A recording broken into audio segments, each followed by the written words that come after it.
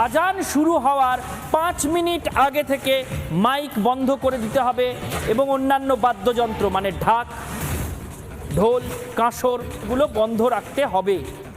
এবং আজান শেষ হওয়ার পরেও তারপরে নামাজ শুরু হবে এবং নামাজ যতক্ষণ না পর্যন্ত শেষ হচ্ছে ততক্ষণ এই সব কিছু বন্ধ থাকবে।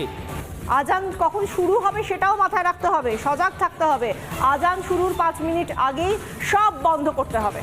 আমি মোদী সরকারকে অনুরোধ করছি, আপনি ক্ষমতা ছেড়ে দেন, ক্ষমতা আপনার দেশের মিডিয়ার হাতে তুলে দেন। কারণ রিপাবলিক বাংলা নিউজ মিডিয়া যেভাবে লাফালাফি করছে তারা ক্ষমতা পাওয়ার যোগ্য। আমরা বিশেষ করে বাংলাদেশের জনগণ ভালো করে জানি যে ভারত এখন আমাদের দেশ নিয়ে যেভাবে উঠে পড়ে লেগেছে তা বলার বাইরে। চলুন মূল আলোচনায় চলে আসি।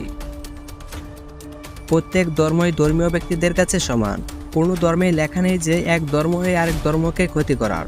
সামনে পূজা, আর এর মাঝে বাংলাদেশের উপদেষ্টা জাহাঙ্গীর আলম বলেছেন আজান হওয়ার 5 মিনিট আগে সব বাদ্যযন্ত্র বন্ধ করতে হবে, মাইক বন্ধ করে দিতে হবে এবং অন্যান্য বাদ্যযন্ত্র যেমন ডাক, ঢোল, কাসর এ সকল সব বাদ্যযন্ত্র বন্ধ করতে হবে এবং নামাজ শেষ না হওয়া পর্যন্ত সব বন্ধ থাকবে। চলুন শুনে আসি বাংলাদেশের উপদেষ্টার কাছ থেকে। যে এবার যেন আপনারা বর্ডার বেল্টে ভালো ভালো পূজা মণ্ডপ করেন, যেন আমাদের লোক ওই পারে যেন না যায় পূজা দেখার জন্য, আর ওই পারের লোকও যেন এই পারে না আসে, এইটার ব্যবস্থা নেওয়ার জন্য। আপনারা কিন্তু একটা বড় ধরনের স্বেচ্ছাসেবক আমাদের সাথে হতে পারেন। আপনারা যদি এটা করেন তো আমি আশা করব এইবার পূজা নির্বিঘ্নে হবে এবং সবাই এটা ভালোভাবে উদযাপন করতে পারবে। বাংলা একটা বেশ ইম্পর্টেন্ট আলাপ হয়েছে, যেটা আজান ও নামাজের সময় যেন কোনো বাদ্যযন্ত্র বা মাইকের ব্যবহার নিয়ন্ত্রণ রাখা, মাইক সেই সময় বন্ধই রাখতে হবে। এটাও ভাই আমাদের সাথে এগ্রি করছে।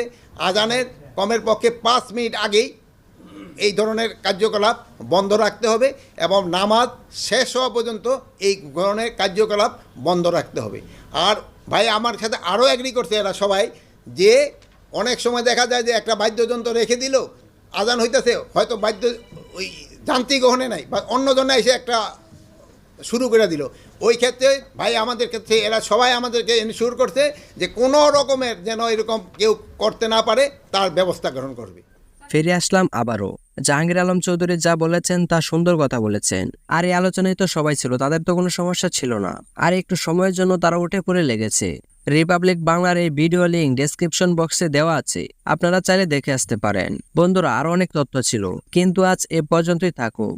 আর সবচেয়ে গুরুত্বপূর্ণ ভিডিওগুলো পেতে সাবস্ক্রাইব করবেন।